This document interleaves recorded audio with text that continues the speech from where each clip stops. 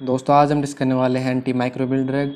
दोस्तों यदि आप किसी भी टीचर से पूछोगे कि फार्माकोलॉजी के अंदर सबसे इम्पोर्टेंट जो टॉपिक है वो कौन सा है, तो वो टीचर कहेगा कि जो एंटी माइक्रोबियल ड्रग है ना वो बहुत ज़्यादा इंपॉर्टेंट टॉपिक है सबसे ज़्यादा।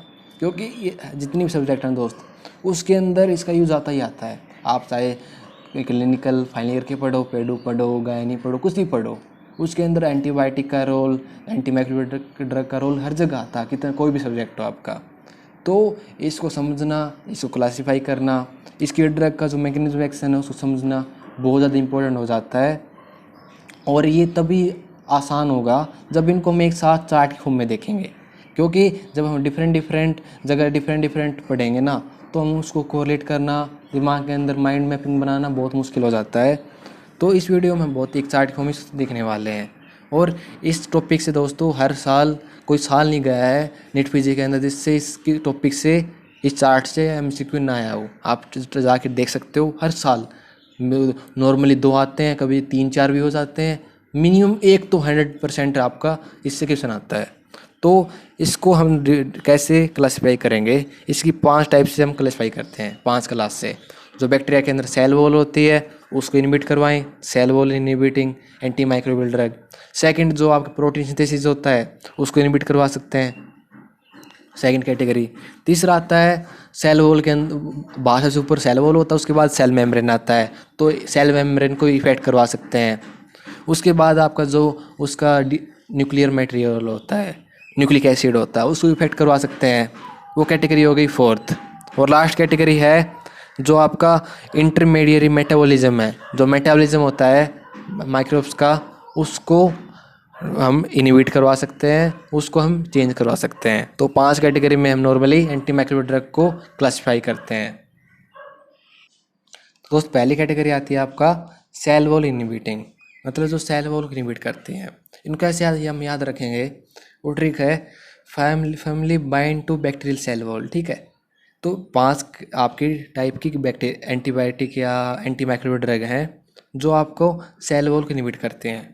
नंबर 3 है वो आपकी सिर्फ नाम याद रखने हैं, और 2 आपके आती हैं उनको आपकी कैटेगरी होती हैं। जैसे जो फर्मली होता है उसका मतलब फोस्फोमाइसिन जो ड्रग है वो आपका सेल वॉल को इनहिबिट करती है डायरेक्ट। उसके बाद आपका बाइंड टू का मतलब है beta lactam antibiotic. Beta lactam के अंदर 4 टाइप के आते हैं दोस्त। पेनिसिलिन, जितनी पेनिसिलिन है वो, एक आपका सेफेलोस्पोरिन्स जो first generation, second generation, third generation, fourth generation, अब तो 5th जनरेशन भी आ गया है, वो आपका सेफेलोस्पोरिन कैटेगरी है। उसके बाद मोनोबैक्टम एंड कार्बेपेनम, जितनी भी ड्रग हैं 4 कैटेगरी, ये आती हैं बीटा लैक्टम एंटीबायोटिक के अंदर। और ये चारों के चारों बैक्टीरियासाइडल होती हैं, बैक्टीरियासाइडल। उनके साथ हम आपका बीटा लैक्टमेज इनहिबिटर भी देंगे, क्योंकि कई बार क्या होता है जो बीटा लैक्टम है ना वो आपका एंटी उसके माइक्रोब्स होता है इसको डिस्ट्रॉय करता है, तो उसकी वजह से हम बीटा लैक्टमेज इनहिबिटर भी देते हैं। तो सेकंड कैटेगरी हुई बीटा लैक्टम एंटीबायोटिक। तीसरा आता है बैक्टीरियल, मतलब बेसिट्रेसिन। ये पॉलीपेप्टाइड होती है, ये भी आपके सेल वॉल को इनहिबिट करती है, ठीक है। उसके बाद सेल मतलब साइक्लोस्पोरिन, साइक्लोस्पोरिन भी आपको सेल वॉल को इनहिबिट करती है। और लास्ट वॉल वैनकोमाइसिन, ये ग्लाइकोपेप्टाइड होती है, ये भी आपका सेल वॉल को इनहिबिट करती है। तो मतलब ये आपकी निमोनिक था, ये ड्रग के नेम थे। 5 ड्रग आपके आते हैं सेल वॉल इनहिबिटर के अंदर। सेकंड दोस्त आता है आपका प्रोटीन को इनहिबिट, सिंथेसिस को इनहिबिट करने का। प्रोटीन को सिंथेसिस हम 2 टाइप से इनहिबिट कर सकते हैं दोस्त। एक आपका 30S राइबोसोम होता है वहाँ पर अटैच करके, एक आपका 550S राइबोसोम होता है वहाँ पर अटैच करके। तो 30S पे 2 ड्रग होती हैं, वो होती हैं 80। इसको कैसे याद रखेंगे, बुआई 80 at 30, सेल एट 50, ऐसे हम निमोनिक के फॉर्म में इसको याद रख सकते हैं। बुआई 80 at 30, सेल एट 50, मतलब 30S राइबोसोम से अटैच करके इसको इनहिबिट करती है। और सेल मतलब ये भी 4 ड्रग हैं, ये आपके 50S राइबोसोम से अटैच होकर इनहिबिट करती हैं। तो 80 मतलब A फॉर अमाइनो ग्लाइकोसाइड और T फॉर टेट्रासाइक्लिन, ये दोनों 30S राइबोसोम पे अटैच करती हैं। तो टेट्रासाइक्लिन तो ठीक है, लेकिन अमाइनो ग्लाइकोसाइड का हमें एग्जाम्पल पता होना चाहिए। Streptomycin, gentamicin, मिकासिन and neomycin. ये चारों की चारों आती है अमाइनोग्लाइकोसाइड के अंदर। और जो सेल है, जो आप सेल एट 50 निमोनिक है, उसके अंदर S4 स्ट्रेप्टोग्रामिन, E4 इरेथ्रोमाइसिन। जो मैक्रोलाइड कैटेगरी होते हैं ना, वो आपका अदर एग्जाम्पल कौन सा होगा? अजिथ्रोमाइसिन। अजिथ्रोमाइसिन मैक्रोलाइड एग्जाम्पल है, एरिथ्रोमाइसिन भी आपका मैक्रोलाइड एग्जाम्पल है। उसके बाद लिकोसामाइड एंड लिनाजोलिड, ये चारों आती हैं आपकी सेकंड, जो 50S राइबोसोम से अटैच होके प्रोटीन सिंथेसिस को इनहिबिट करते हैं। ठीक है, तो ये दो कैटेगरी भी है आपकी जो प्रोटीन सिंथेसिस को इनहिबिट करती हैं। तीसरी आती है दोस्त जो सेल वॉल को इफेक्ट करती हैं, वो आपकी तीन होती हैं, पॉलीपेप्टाइड, पॉलीइन, एजोल्स। जो पॉलीपेप्टाइड के अंदर देखिए दोस्तों, जो पॉलीमिक्सिन बी, कोलिस्टीन एंड टायरोथ्रेसिन, ये तीन ड्रग आती हैं पॉलीपेप्टाइड कैटेगरी के अंदर, जो सेल मेम्ब्रेन को इनहिबिट करती हैं। पॉलीइन के अंदर एम्फोटेरिसिन बी, निस्टेटिन, हेमिसिन एंड नाटामाइसिन, ये तीन चार ड्रग आती हैं पॉलीन कैटेगरी के अंदर, जो आपका सेल वॉल को इनहिबिट करती हैं। इसके बाद अजोल्स, कीटाकोनाजोल, फ्लूकोनाजोल, इट्राकोनाजोल, ये भी आपके सेल वॉल को इनहिबिट करते हैं, इफेक्ट करते हैं। ठीक है, ये तीन कैटेगरी सेल वॉल मेम्ब्रेन से रिलेटेड। उसके बाद आता है दोस्त जो न्यूक्लिक एसिड को इफेक्ट करते हैं। उसके अंदर नंबर कैटेगरी जो डीएनए गायरेज को, जो डीएनए गायरेज एंजाइम होता है उसको इनहिबिट करेगी, वो आते हैं क्यूनोनोल्स। इसके अंदर नैलिसिलिक एसिड, फ्लोरोक्विनोल आप एग्जाम्पल हैं इस कैटेगरी के अंदर। इसके अलावा नो बायोसिन जो एग्जाम्पल है, वो भी आपका डीएनए गैरेज को इनहिबिट करता है। सेकंड न्यूक्लिक एसिड के अंदर आएगा जो आरएनए पॉलीमरेज इनहिबिटर है ना, उसको इनहिबिट करता है। इसका क्लासिकल एग्जाम्पल है रिम्फाम्पिसिन, जो भी आपका टीबी के अंदर यूज होता है, लेप्रोसी के अंदर यूज होता है। तो वो आपका कैसे मैकेनिज्म ऑफ एक्शन है, आपका आरएनए पॉलीमरेज को इनहिबिट करता है। कई बार राइट क्वेश्चन आता है कि मैकेनिज्म ऑफ एक्शन ऑफ रिम्फाम्पिसिन, तो यदि हमें चार्ट यदि याद है तो हम बहुत आसान तरीके से आंसर दे पाएंगे। उसके बाद तीसरा आता है डिस्ट्रॉय डीएनए, उसका एग्जाम्पल है मेट्रोनिडाजोल।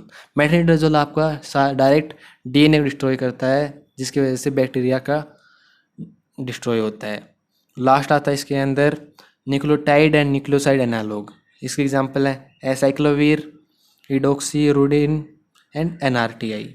ये जो कैटेगरी है ये आपकी न्यूक्लियोटाइड और न्यूक्लियोसाइड एनालॉग कैटेगरी में आते हैं, और वो आपका इस तरह से न्यूक्लिक एसिड को इफेक्ट करते हैं और फर्दर आपका माइक्रोब्स को इफेक्ट करते हैं। तो चार कैटेगरी, डीएनए गायरेज को इनहिबिट करें, डीएनए पॉलीमरेज को इनहिबिट करें, डीएनए को डिस्ट्रॉय करें, या न्यूक्लियोटाइड और न्यूक्लियोटाइड एनालॉग हो। ठीक है, ये एग्जाम्पल थे आपके न्यूक्लिक एसिड को इफेक्ट करने वाले। उसके बाद जो लास्ट कैटेगरी आती है वो आती है जो इंटरमीडिएटली मेटाबॉलिज्म है उसको इनहिबिट करें। उसमें कौन सा आएगा? नंबर 1 आता है फोलिक एसिड सिंथेसिस इनहिबिटर। जो फोलिक एसिड बनता है उसको इनहिबिट कर दें। उसमें कौन से आएंगे? Sulphonamides, dapsone and para aminosalicylic acid, PS। ये तीन कैटेगरी हैं, तीन ड्रग हैं, तीन टाइप की। ये आपकी फोलिक एसिड सिंथेसिस को इनहिबिट करती हैं। सेकंड आता है आपका जो DHFR एंजाइम होता है उसको इनहिबिट करें। For example methotrexate, trimethoprim, proguanil and pyrimethamine. ये चार ड्रग हैं, ये आपके DHFR में इनहिबिटर होती हैं जो मेटाबॉलिज्म को कंट्रोल करता है, ये उसमें हेल्प करता है। इसको इनहिबिट होने की वजह से मेटाबॉलिज्म नहीं हो पाएगा, तो उसकी वजह से डेथ हो जाएगी। उसके बाद आपका लास्ट कैटेगरी है इस वीडियो के, इस क्लास के अंदर, एर्बिनोग्लैक्टन सिंथेसिस। इसके अंदर जो इथैम्बुटोल है ना, वो इसका एग्जाम्पल है जो हम टीबी के अंदर देते हैं। तो दोस्त कोई भी रिवीजन, सेल वॉल के लिए 5 कैटेगरी, फर्मली बाइंड टू से बैक्टीरियल सेल वॉल निमोनिक है। प्रोटीन के अंदर Y830, सेल 850, Y8830, सेल 850, ये प्रोटीसिस के एग्जाम्पल थे। सेल मेम्ब्रेन के अंदर polypeptide, polyene, azoles. Effect nucleic acid के अंदर DNA gyrase, RNA polymerase, destroy DNA and nucleotide and nucleoside analogue. उसके बाद लास्ट आता है आपका मेटाबॉलिज्म को इफेक्ट करने वाले folic acid, DHFRH and arabinogalactan synthesis. ये आपकी कैटेगरी है आपका एंटी माइक्रोबियल ड्रग से रिलेटेड। तो दोस्त होप की स्टार्ट से आपको बहुत अच्छा आइडिया लग गया होगा कि कैसे आपको याद रखना है, कैसे आपको क्लासीफाई करना है, कैसे आपको मैकेनिज्म ऑफ एक्शन याद रखना है। दोस्तों यदि ऐसा है तो वीडियो को ट्राई जरूर कीजिएगा, चैनल को सब्सक्राइब भी कर सकते हो आप जिससे आपको आने वाली वीडियो ऐसे पता चल जाए और आपको लगा कि इससे आप काफ़ी अच्छा फ़ायदा हुआ है तो आप गुरु दक्षिणा की फॉर्म में कई 10 अपने दोस्तों 5-10 लोगों को शेयर कर सकते हो, जिससे उनको तो वीडियो हेल्प होगी, साथ साथ ये वीडियो बाकी लोगों के साथ भी रिकमेंड होगा। तो मिलते हैं नेक्स्ट वीडियो के अंदर ऐसी वीडियो के साथ, तब तक बाय।